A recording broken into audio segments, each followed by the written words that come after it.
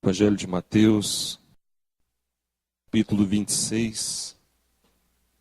Texto que a gente lê bastante no primeiro domingo do mês, Mateus 26, de 26 a 28. Queria pedir para os irmãos ficarem de pé mais uma vez, em reverência à palavra. Mateus 26, de 26 a 28. Vamos ler a uma só voz? Enquanto comiam, tomou Jesus um pão e, abençoando-o, o partiu e o deu aos discípulos, dizendo: Tomai, comei, isto é o meu corpo. A seguir, tomou um cálice e, tendo dado graças, o deu aos discípulos, dizendo: Bebei dele todos, porque isto é o meu sangue, o sangue da nova aliança, derramado em favor de muitos, para a remissão de pecados. Amém. Podeis assentar, irmãos.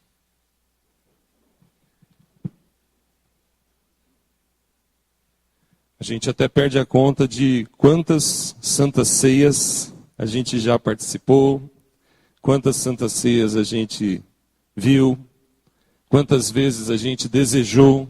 Eu lembro quando eu era criança, eu tinha uma vontade de tomar santa ceia. Que, meu Deus do céu, acabava o culto, ficava aquele monte de criança em volta do pastor, lá na frente, querendo comer um pedacinho de pão, beber um cálicezinho, né?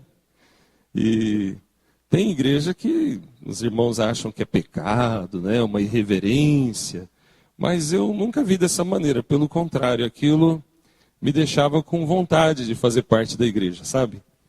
Eu sabia que era diferente, que já tinha acabado o culto, sabia que não era igual no culto, né? E eu cresci assim, até que chegou uma idade que a gente não quer mais ficar no meio das crianças, né? Mas fica aquela vontade de participar com os adultos, então. A ministração é um momento especial, irmãos. Quando a gente ministra a Santa Ceia, a gente crê que a gente está em comunhão com o Espírito Santo, e pela fé nós estamos em comunhão também com a igreja, que é o corpo de Cristo. Então estamos em uma comunhão com Deus e com o povo de Deus. E então a gente celebra a aliança que Deus fez conosco. Santa Ceia é isso. Deus enviou Jesus, nós já vimos bastante coisa sobre isso hoje. Já choramos na presença de Deus por causa do sacrifício de Jesus. Já nos alegramos com o perdão dos nossos pecados. Mas Santa Ceia é isso, é relembrar e também, de algum modo, participar de um momento sobrenatural, espiritual, onde a bênção do sacrifício do Filho de Deus, Jesus, que padeceu na cruz e ressuscitou ao terceiro dia, de algum modo, amados, nesse momento nós recebemos graça, uma graça especial da parte de Deus. Então é muito interessante a gente aprender, a gente falar sobre a Santa Ceia. Os elementos, irmãos, o pão e o fruto da videira, não deixa de ser pão e fruto da videira. Eles são simbólicos. O pão continua sendo pão. E o suco de uva continua sendo o suco de uva. Tá certo? Ele não há uma transformação quando a gente come o pão e bebe o cálice. Não há aquilo que a Igreja Católica chama de transubstanciação. Como se você não pudesse morder o pão, senão você estaria mordendo a carne de Jesus. Não, não é isso. Jesus nos ensina na palavra que isso é algo espiritual. As palavras que vos tenho dito são espírito e são vida. Uma outra coisa que também não é para ser levado de um modo exacerbado é, por exemplo, o que sobra da Santa Ceia. Eu já vi igrejas fazerem assim uma série de coisas com respeito a isso. Pensando que, bom, todos os pedacinhos de pão que estão nessas bandejas, todos os cálices que estão nas bandejas são santificados. Então não pode jogar fora. Então não poderia jogar na pia, não poderia jogar no lixo, e por isso não poderia dar para as crianças também. Mas não tem base bíblica nenhuma para isso, uma vez que é apenas um símbolo. Mas o que há de especial, então, se é um símbolo? Há de especial naquele pão que você come, que eu como, naquele cálice que a gente bebe. Esse é especial. Esse é o seu. esse é o meu. Por isso nós cremos, irmãos, que o pão e o cálice são santificados na presença de Deus. Não podem ser desmerecidos. Porém, o que sobra do pão e o que sobra do cálice, não tem importância se guardar, se comer lá na cozinha, se voltar para a garrafa, não muda nada. Porque, do contrário, nós estamos caminhando pelo caminho da transubstanciação de uma forma diferenciada. Entende? E detalhe, sem base bíblica nenhuma. E a gente cai num certo legalismo. Quando, na verdade, Deus está mais preocupado não é com o que sobra do pão do cálice, ou se a criança vai comer ou beber depois do culto. Experimentar. Deus está preocupado com o nosso coração. Muitas vezes a gente dá tanta atenção para o que sobra da Santa Ceia, e a gente não dá tanta atenção para o principal, que é como estamos tomando a Santa Ceia. É muito gostoso participar desse momento, irmãos. É um momento repleto de significado. É um momento que enaltece a nossa fé e faz a gente sair da igreja cheios de alegria, jubilando, felizes. Não porque comemos um pãozinho e bebemos um cálicezinho. Porque você pode comprar um pão inteiro e beber uma garrafa inteira de suco de uva em casa, né? Não tem problema. Mas é por causa do significado. Por causa daquilo que acontece quando alguém participa da Santa Ceia, quando alguém participa da nova aliança, que é justamente o que Jesus fala lá no versículo 28. Isto é o meu sangue, o sangue da nova aliança. Meus queridos, a Santa Ceia tem um significado tremendo, mas para a gente entender acerca disso, é preciso que a gente fale acerca dos sacramentos. O que são sacramentos? Santa Ceia é um dos sacramentos que as igrejas protestantes históricas consideram, a maioria, se não todas as igrejas evangélicas, consideram que há dois sacramentos: o batismo e a Santa Ceia. E juntamente com o batismo, irmãos, há a profissão de fé. Porque Jesus também disse: quem me confessar diante dos homens, eu confessarei diante do Pai. Quem me negar diante dos homens, eu negarei diante do Pai. Mas hoje nós vamos falar um pouco mais da Santa Ceia, então não vou entrar muito na parte do batismo. Eu vou ler aqui um trecho de um autor, um teólogo muito abençoado, que é o R.C. Sproul. Não sei se você já ouviu falar dele, mas o Sproul tem bastante livros na nossa editora Cultura Cristã. Ele diz o seguinte: historicamente, a palavra sacramento era usada para designar algo sagrado. O termo latim sacramento, e só uma explicação, a gente fala termos latinos, porque para a Bíblia chegar no português, ela passou por várias traduções, inclusive na língua latina. Então, quando a gente quer encontrar o significado real de uma doutrina bíblica, de um versículo bíblico, nós temos que ir aonde? Os originais bíblicos. E é interessante isso, o termo latino sacramento foi usado para traduzir a palavra mistério no Novo Testamento. Você vai encontrar Bíblias latinas que, em vez de mistério, está escrito sacramento. Então veja que interessante, o significado do sacramento é um mistério. E eu gosto de usar a palavra mistério para falar das coisas espirituais. Porque são mistérios revelados a nós. Mas ainda assim é um mistério. Hoje de manhã a gente falava do fogo. Fogo do Espírito Santo, fogo de Deus. E o fogo da ira divina. Mistério também. Aliás, de algum modo, tudo que está na Bíblia é um mistério para nós, não é? A gente crê, a gente sabe que é real. Mas quando a Bíblia fala dos olhos de fogo de Jesus que João contemplou lá na ilha de Patmos, dá para entender bem isso? Humanamente falando, a gente entende pela fé, mas é um mistério. Só vamos entender bem quando chegarmos lá e olharmos para ele. Aí a gente vai falar assim: ah, foi isso que João viu, isso que ele quis dizer. Não havia palavras para dizer, não tem como explicar certas coisas. Pois bem, no sentido mais amplo, todos os rituais e cerimônias da igreja eram chamados de sacramentos. Com o passar do tempo, o termo sacramento foi assumindo um sentido mais restrito, conforme nós cremos batismo e Santa Ceia. Um sacramento veio a ser definido como um sinal visível, é assim que a gente define sacramento, é um sinal visível, por meio do qual Deus oferece para nós promessas de uma graça invisível. Eu acho ótima essa definição de sacramento. Um sinal visível de uma graça invisível. A gente nunca viu o sangue de Jesus, não é? Nunca vimos. É uma graça invisível. Nós nunca vimos o Espírito Santo tocando os corações. Mas nós sabemos que nós estamos aqui porque Ele toca nossos corações. Então, amados, o sacramento é o sinal visível de uma graça invisível.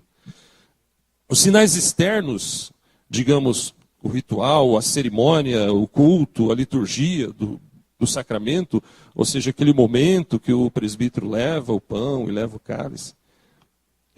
Essa parte externa, quando você então come o pão e bebe o cálice, que é um sinal externo, você está selando, você está confirmando que as promessas de Deus são para a sua vida. Você está dizendo, eu faço parte dessa aliança. Eu faço parte dessa bênção. Eu faço parte desse sacramento. Então, os sacramentos consistem, né, como os irmãos sabem, na água do batismo e o pão e o vinho. Agora, veja bem, o vinho era utilizado lá no princípio da igreja, e hoje nós não utilizamos vinho por causa de uma conotação cultural, você sabe, das bebidas alcoólicas.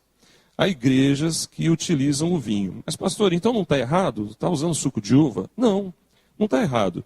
Porque Jesus fala do fruto da videira. Veja o versículo 29 de Mateus 26. Nós paramos no 28, né? Mas no 29 ele diz, digo-vos que dessa hora em diante não beberei deste fruto da videira. Eu arrisco até dizer que em alguns momentos eles usaram suco de uva. Porque não era uma norma, uma lei que fosse vinho, mas o vinho era utilizado com uma certa frequência pelos judeus. Inclusive você deve lembrar lá em João, quando Jesus transformou o que em vinho? A água. Então não é para a gente pensar assim, não, a gente pode usar vinho. Tem igreja que usa vinho, mas poderia escandalizar alguém. E eu pessoalmente não gosto da ideia de ir lá no mercado comprar umas garrafas de chapinha para levar para a Santa Ceia, né? Ficaria o sangue de boi, né? Ou então a pessoa falar, pastor, eu trouxe um aqui, a Santa Ceia hoje vai ser ótimo, é um vinho rosé francês de primeira. Não tem nada a ver, né? Isso poderia até enfraquecer aqueles que têm problema com bebida e depois chegar em casa querer continuar tomando a Santa Ceia em casa, né? Não parar mais. Então a gente usa o suco de uva por causa dessa conotação. Não tem problema, viu? Porque fruto da videira é suco de uva. E o que é o vinho? O suco de uva, só que fermentado. O álcool já está no elemento, no suco. Quando fermenta, as suas qualidades, né, vão se manifestar.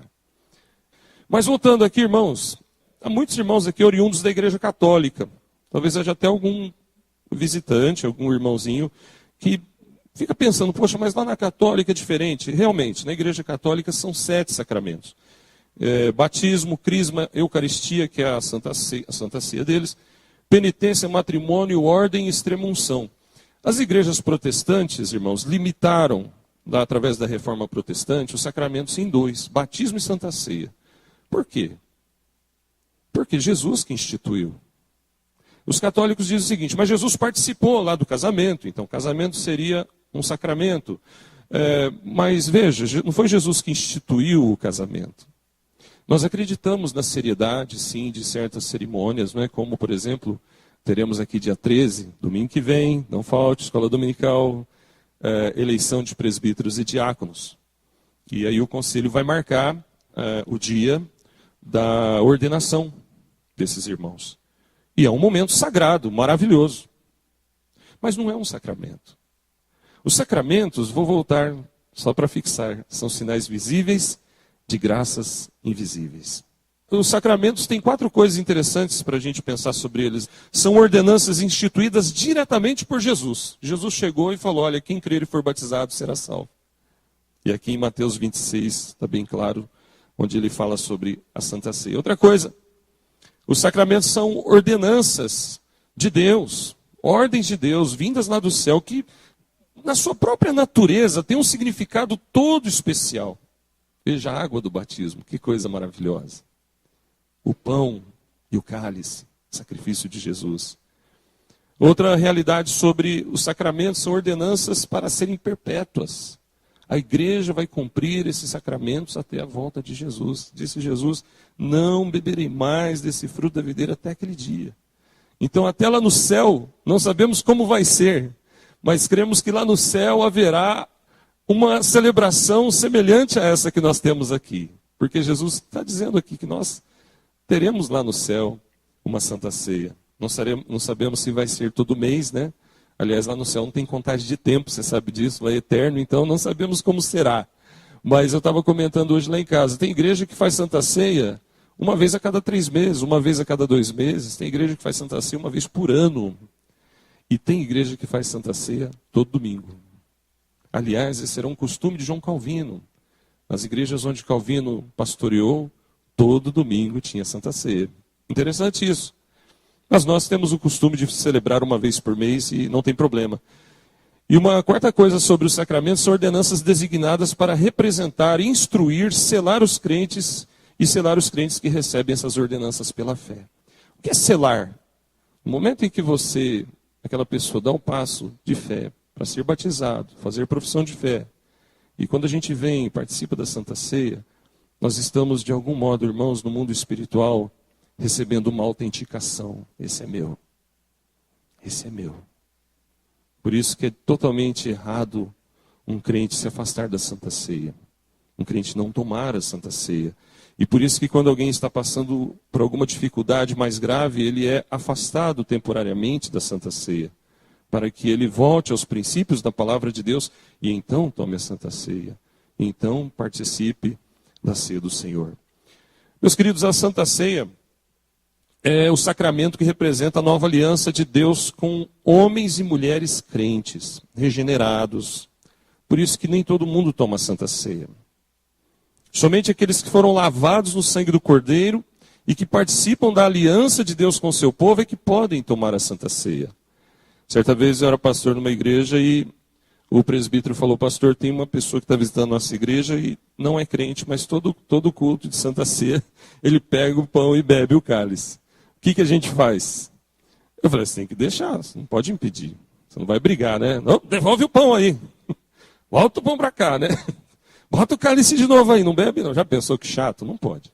Então é a pessoa e Deus. A gente dá aqui a palavra de instrução, a palavra bíblica, e cada um tem que respeitar a palavra de Deus, né? Mas há situações em que foge um pouquinho do controle do presbítero que está servindo. É necessário que cada um entenda que quando não toma a Santa Ceia do modo correto, a palavra de Deus diz que não é bênção, é o que mesmo? Maldição. Então, muito cuidado. E é uma palavra tanto para quem não é crente, quem não é batizado, quem ainda não fez a profissão de fé, como também para aqueles que estão em dia com Deus. Você que toma a Santa Ceia. Porque se nós tomarmos a Santa Ceia, mas com algum pecado escondido, a palavra de Deus diz que a mão de Deus vem. Isso é muito sério. Santa Ceia é uma representação, então, de que nós temos um pacto com Deus. Pacto, a palavra aliança, faz a gente pensar no... O que você pensa? Casamento, né? Aliança. E a aliança que nós temos, no caso dos maridos e esposas aí, né? Nas famílias, é até que a morte os separe. É para sempre. Então, amados, aliança é pacto. Veja, a simbologia é a mesma. Porque quando nós aceitamos Jesus como Senhor e Salvador da nossa vida, nós entramos numa aliança com Ele. Num pacto com Ele. E essa aliança é para sempre. Nem a morte vai separar. Amém, irmãos? Aliás, a morte vai ser para nós uma porta de entrada na glória. É interessante a gente lembrar do Velho Testamento, onde começou a Santa Ceia. Abra sua Bíblia em Êxodo 24. Vamos ver alguns textos aqui na palavra, para a gente entender um pouco mais acerca desse sacramento. A Santa Ceia começou lá no Velho Testamento, viu, irmãos? É uma aliança que começou no Velho Testamento. Êxodo 24, de 1 a 8, veja como que o Antigo Testamento registra o trato, o pacto de Deus com Israel, baseado numa aliança de sangue. Êxodo 24. Disse também Deus a Moisés: sobe ao Senhor tu e Arão, e Nadab e Abiú, e 70 dos anciãos de Israel. Adorai de longe. Só Moisés chegará ao Senhor, os outros não se chegarão, nem o povo subirá com ele. Veio, pois, Moisés e referiu ao povo todas as palavras do Senhor e todos os estatutos. Então todo o povo respondeu a uma voz e disse: tudo o que falou o Senhor faremos. Moisés escreveu todas as palavras do Senhor, e tendo-se levantado pela manhã de madrugada, erigiu um altar ao pé do monte e 12 colunas, segundo as 12 tribos de Israel. E enviou alguns jovens dos filhos de Israel, os quais ofereceram ao Senhor holocaustos e sacrifícios pacíficos de novilhos. Moisés tomou metade do sangue, preste bem atenção nisso, olha. Moisés tomou metade do sangue e o pôs em bacias, e a outra metade aspergiu sobre o altar. E tomou o livro da aliança e o leu ao povo, e eles disseram: tudo o que falou o Senhor faremos e obedeceremos. Então tomou Moisés aquele sangue e o aspergiu sobre o povo, e disse: eis aqui o sangue da aliança que o Senhor fez convosco a respeito de todas estas palavras. Uma coisa meio estranha, né? Não sei se você já viu sangue assim de bicho. Eu trabalhava num frigorífico, às vezes eu ia lá no matadouro para ver os bois lá, e a gente achava assim meio curioso, aquele monte de animal pendurado, né, sabendo que era o bifinho do dia seguinte. Mas uma coisa esquisita nesses ambientes é o cheiro. O cheiro de sangue é muito enjoa, sabe? É um negócio meio assim esquisito. E a gente via aquele monte de sangue, e eu ficava pensando, meu Deus do céu, lá no Velho Testamento devia ser algo assim, meio pavoroso, né? Sangue, sangue, sangue. Imagine o pastor pegando sangue, jogando em cima do povo. Aspergir era fazer assim, ou fazer assim. Jogar, não é jogar de baciada, nem de mangueira. São pequenas gotas, aspersão. Por isso que quando a gente batiza por aspersão, a gente, até um pouquinho mais além, né, a gente derrama assim com a concha da mão. A água, não é o sangue, não, a água. Mas aqui no texto, amados, Moisés fez literalmente isso. Ele pegou uma bacia com sangue e saiu assim aspergindo sobre o povo.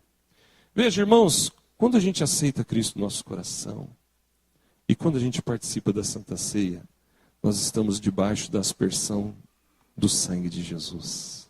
Amém? Nós não vemos, é pela fé. Mas a palavra nos atesta que nós estamos debaixo deste sangue, numa nova aliança. Isso no Velho Testamento, nós vimos agora no Novo Testamento, há um outro pacto entre Deus e os homens. Vamos lá em Lucas 22. Esse novo pacto, irmãos, essa nova aliança, tem suas raízes, as suas bases na antiga aliança. Vamos lá em Lucas 22, versículo 14 em diante, diz assim: chegada a hora, pôs-se Jesus à mesa e com ele os apóstolos. E disse-lhes: tenho desejado ansiosamente comer convosco esta Páscoa antes do meu sofrimento. Pois vos digo que nunca mais a comerei, até que ela se cumpra no reino de Deus. E tomando um cálice, havendo dado graças, disse: recebei e reparti entre vós. Pois vos digo que de agora em diante não mais beberei do fruto da videira, até que venha o reino de Deus.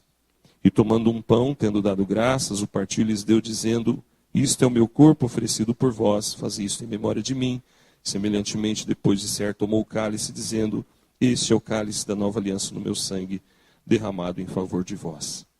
Percebe como há uma conotação entre o Velho Testamento e o Novo? Porque no Novo Testamento, irmãos, Jesus é o cordeiro do sacrifício. Ele é o cordeiro perfeito de Deus. Caiu a ficha aí? Talvez você nunca tinha pensado por que Jesus é chamado de cordeiro de Deus, né? Porque o cordeiro era morto no Velho Testamento. E Jesus é o cordeiro de Deus, cordeiro puro, perfeito, santo, que uma só vez morreu para todo sempre, para nos salvar.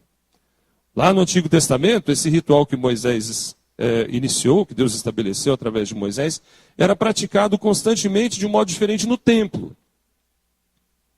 Todas as vezes que alguém queria ser perdoado dos seus pecados, tinha que levar um animal até o templo. E esse animal era morto e sacrificado, e o seu sangue derramado sobre o altar era o preço do perdão daqueles pecados.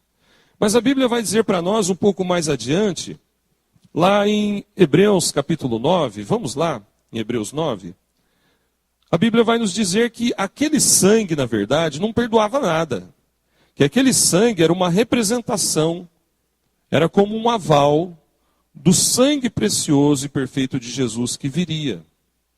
Hebreus capítulo 9, a partir do 11, diz assim: quando, porém, veio Cristo, como sumo sacerdote dos bens já realizados, mediante o maior e mais perfeito tabernáculo, não feito por mãos, quer dizer, não desta criação, não por meio de sangue de bodes e de bezerros, mas pelo seu próprio sangue, entrou no Santo dos Santos uma vez por todas, tendo obtido eterna redenção. Portanto, se o sangue de bodes e de touros e a cinza de uma novilha, aspergidos sobre os contaminados, os santificam quanto à purificação da carne, muito mais o sangue de Cristo, que pelo Espírito eterno a si mesmo se ofereceu sem mácula a Deus, purificará a nossa consciência de obras mortas para servirmos ao Deus vivo. Vá agora no versículo 22. Com efeito, quase todas as coisas, segundo a lei, se purificam com sangue, e sem derramamento de sangue não há remissão de pecados, perdão de pecados. Versículo 27 agora. E assim como aos homens está ordenado morrerem uma só vez, vindo depois disto o juízo, usa esse versículo para evangelizar seu parente amigo espírita. Aos homens está ordenado morrer uma só vez. 28. Assim também Cristo, tendo se oferecido uma vez para sempre, para tirar os pecados de muitos, aparecerá a segunda vez sem pecado aos que o aguardam para a salvação. Amém, irmãos? Louvado seja Deus. Eu disse que são mistérios. Não tente entender como você entende matemática. 2 mais 2 é 4. É muito além da lógica humana. São mistérios divinos. Mas mistérios revelados para você que crê na palavra de Deus. Mistérios de Deus que Deus tem revelado ao nosso coração. E é por isso que nós permanecemos na casa de Deus. Porque nós temos tido não somente uma teoria bíblica, nós temos sentido na prática, temos vivido na prática a experiência do que é ter uma aliança com Deus. Agradeça a Deus por isso. Não queira sentir o inverso para depois valorizar a aliança. Tem gente que é assim, está tão bem na casa de Deus, mas parece que está meio sem graça. Deixa eu experimentar o que é viver sem Deus para ver se vale a pena viver com Deus e coisa e tal. Isso é laço do diabo na tua vida. Cuidado, não entra nessa não. Não precisa, irmão, ir lá comer as lavagens de porcos como o filho pródigo, para depois voltar todo machucado, ferido e com marcas que vão ficar talvez até o fim da sua existência, porque simplesmente não creu na aliança. Fique debaixo da aliança, fique debaixo da graça de Deus. A gente viu aquele vídeo que mexe tanto com a gente, né? E aquele povo ali naquela figura do trem, que é o trem da vida, onde as pessoas estão viajando, não sabem muitos para onde vão, mas a gente sabe que a gente está indo para o céu. Então, a gente fica pensando, meu irmão, por que tem tanta gente que olha para a Santa Ceia e pensa, isso não tem nada a ver? Eu tenho encontrado muitas pessoas no meu ministério, irmãos, que estão fora da igreja, alegando o seguinte: eu não preciso ir à igreja para ter comunhão com Deus. Eu não preciso ir à igreja, eu posso ficar em casa, não preciso ir lá dar dízimo para a igreja, ficar ouvindo sermão, eu posso orar em casa, eu posso, ter comunhão com Deus sozinho. Mas Deus não fez a gente membros cortados, picados, esquartejados, separados, nós somos um corpo. Quem não quer estar ligado ao corpo, não quer estar ligado ao cabeça do corpo, que é Cristo. Muito cuidado. A Santa Ceia reforça a nossa comunhão. Porque através da necessidade de participar da Santa Ceia, eu tenho que me policiar para estar na casa de Deus, pelo menos no primeiro domingo do mês. Mas que bom quando você consegue vir os 4 domingos pelo menos, Pelo menos à noite. Mas às vezes é difícil, eu sei, mas tudo bem, Deus está contigo, irmão. Mas procura se firmar cada vez mais, para não cair em outra armadilha do inimigo, que é aquela, não, só toma Santa Ceia, tá bom. Isso é uma coisa terrivelmente sombria, isso é sombrio demais, é sinistro demais esse pensamento. É uma coisa que vem lá do inferno, irmão. É coisa de demônios. O diabo, ele gosta de crente assim. porque vira um joguete na mão dele. E tem outros que são incautos que pensam, não tem nada a ver tomar Santa Ceia. Para que esse negócio de Santa Ceia? Existe hoje o cúmulo de igrejas que estão mandando o cálice e o pãozinho e o suco de uva pelo correio. A pessoa não quer ir na igreja, então eles falam assim, né? Mande uma oferta para nossa conta, não sei lugar. Não são igrejas, são vigaristas que tem por aí, né? São aproveitadores. Que é associado a crentes que não querem ser membro de igreja, porque eles não querem ser cobrados, não querem ser orientados, pastoreados. Então tem aí um grande mercado, né? Um nicho de mercado. Coisa de 50, 60, 100 reais, uma caixinha com um recipientezinho, com um pedacinho de pão e um vidrinho, um cálicezinho. Sem conto. E o cara paga. Para que chegue na casa dele e ele tome a Santa Ceia, ele mesmo ministrando para ele. E aí o pastor manda uma carta, né, dizendo, olha, Jesus tomou o pão, então ele vai lendo aquilo. Olha que ridículo que chega algumas pessoas. Tudo para fugir da comunhão. Outros argumentam para si, irmãos, que não precisam tomar a Santa Ceia com essa frequência toda, porque Jesus já perdoou os seus pecados. Eu tenho comunhão com o meu Deus, eu já pedi perdão, Deus já me perdoou, não preciso tomar a Santa Ceia. Então, meus queridos, rejeitar a Santa Ceia é rejeitar a aliança.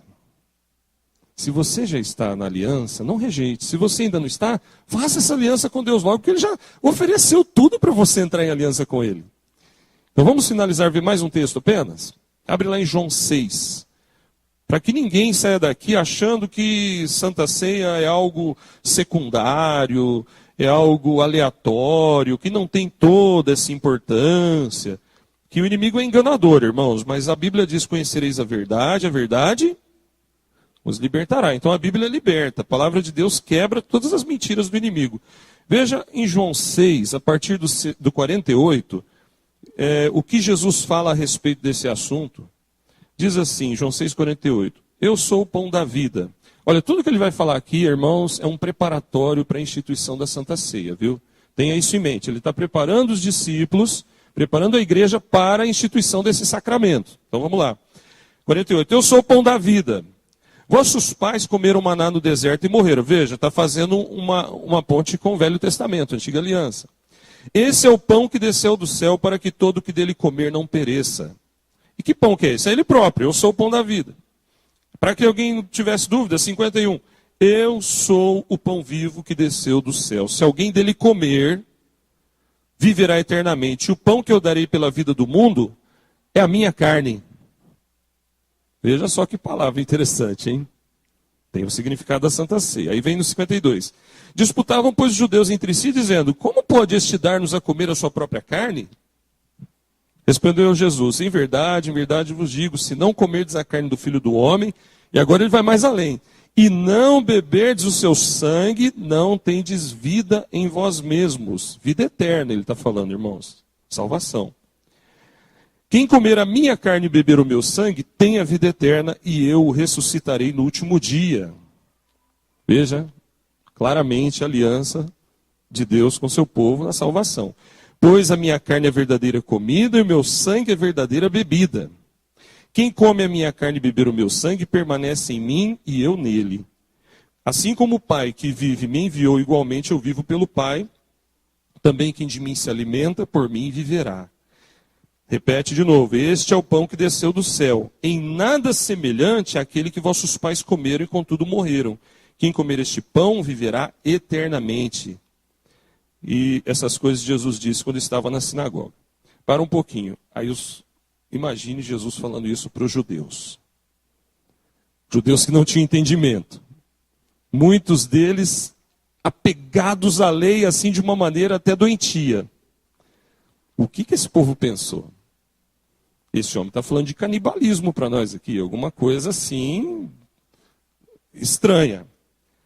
E é o que acontece, acompanha agora os 60. Muitos dos seus discípulos, tendo ouvido tais palavras, disseram, dura esse discurso, quem pode ouvir? Parece que a reação deles, irmãos, é de muitos crentes hoje que não querem tomar Santa Ceia. Ah, que é isso? Comer carne, beber sangue? Meu Deus do céu, que discurso estranho é esse? Discurso duro. Veja, falta de entendimento. Vamos prosseguir. Mas Jesus, sabendo por si mesmo que eles murmuravam a respeito das suas palavras, interpelou-os dizendo: isso vos escandaliza? Que será, pois, se virdes o Filho do Homem subir para o lugar de onde primeiro estava? Ele está falando aqui da sua morte, ressurreição e ascensão.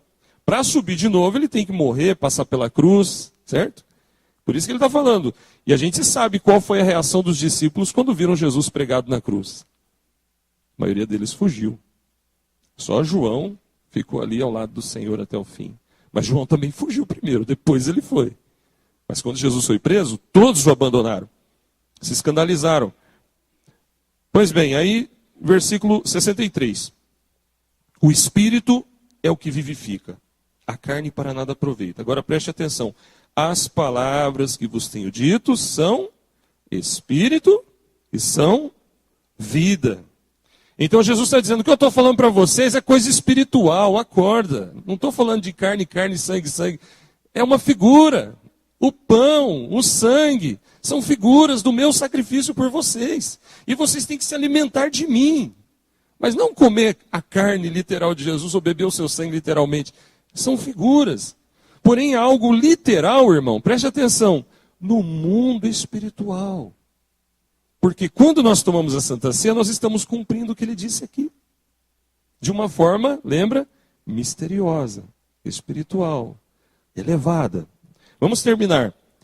64. Veja se não é um paralelo com a igreja de hoje. Contudo, há descrentes entre vós. Havia muitos que não acreditavam que ele era o Filho de Deus, não é? Pois Jesus sabia desde o princípio quais eram os que criam e os que quem o haveria de trair. Veja, quem não crê se torna um traidor. Isso é pesado, irmãos. Sério demais. Quem rejeita a aliança está indo por esse caminho. Eu não quero sangue, eu não quero o sacrifício de Jesus sobre a minha vida. E prosseguiu, 65. Por causa disso é que vos tenho dito: ninguém poderá vir a mim se pelo Pai não lhe for concedido. Agora, irmãos, note o 66, que coisa triste.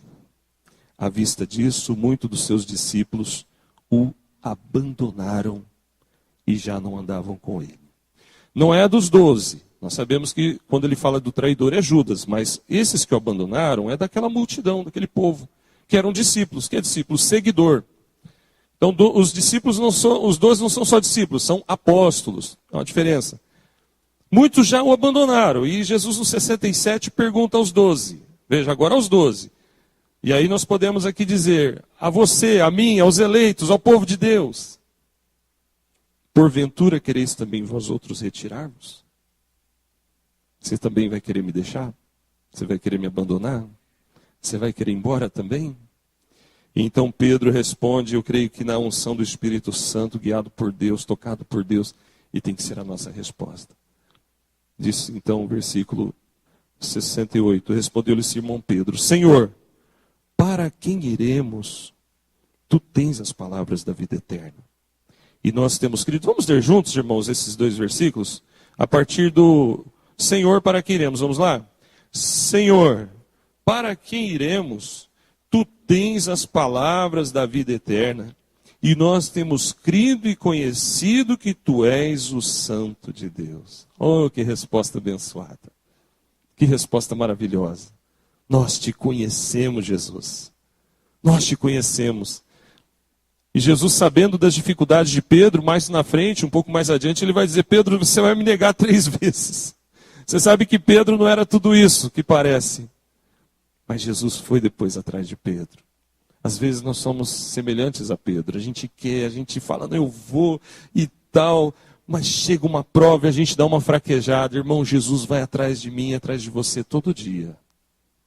E ele vai lá e fala: Pedro, você me ama? Você me ama? Você me ama? E nossa resposta tem que dizer: sim, Senhor, eu te amo. Amém? Vamos falar juntos? Sim, Senhor, eu te amo. Vamos falar mais alto? Sim, Senhor, eu te amo. Nós temos que falar isso para ele todo dia, irmãos. E só para finalizar, replicou-lhes Jesus: não vos escolhi em número de 12, contudo um de vós é diabo, ou seja, traidor, enganador. Referia-se ele a Judas, filho de Simão Iscariotes, porque era quem estava para traí-lo, sendo um dos 12. Então, irmãos, quando alguém falar para você que não tem nada a ver esse negócio de Santa Ceia, fala assim, opa, João 6,48. Fala para o irmão do seu lado aí, João 6,48. Está ali na sequência, você não vai esquecer mais. 6,48, JO 6,48. Por quê, irmãos? Quebra qualquer enganação do inimigo. A Santa Ceia é sim, irmãos, uma coisa maravilhosa, tremenda, onde nós comemos esse pão e bebemos esse cálice e recebemos vida no nome do Senhor Jesus Cristo. Que você nunca se afaste da Santa Ceia. Que você, ao celebrar a Santa Ceia, lembre-se que nós fazemos parte de uma aliança. A aliança de Deus com o seu povo. Que através da Santa Ceia nós preservamos a unidade da igreja. Unidade inquebrável, irmãos. Essa unidade ninguém pode quebrar e quem tentar destruir a igreja será destruído por Deus. Então nós temos que lutar pela unidade da igreja.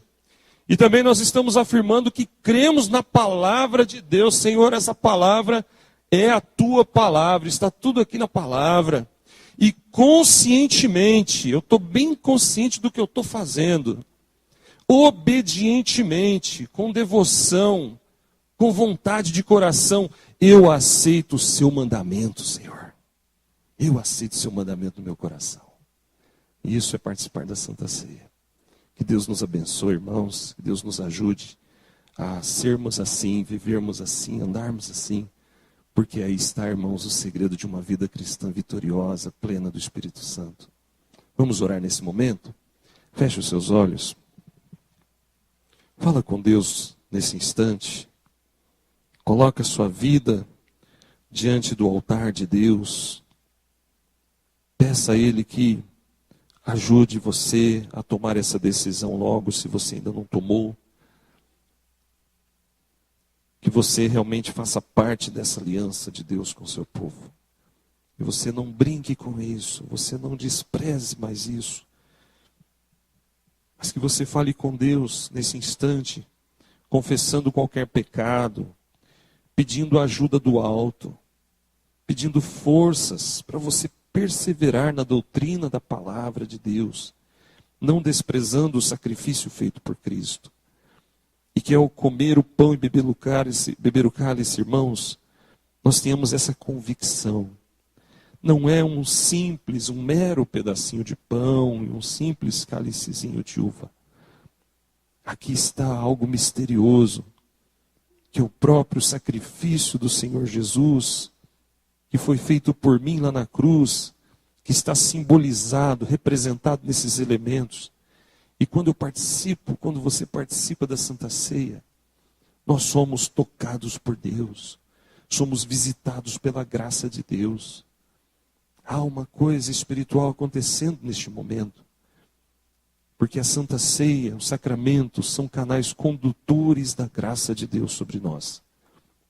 Pai, prepara-nos para tomar a Santa Ceia nesse momento, e que cada vez que nos reunirmos para tomar a ceia do Senhor, celebrar esse sacramento, nós tenhamos, ó Pai, a nossa mente bem firme, ó Pai, na palavra, nosso coração bem firmado, bem calcado no Evangelho, conscientes, ó Deus, de que é um mandamento sagrado do Senhor, e que quem não comer o pão e não beber o cálice não tem parte com o Senhor, não tem a vida eterna.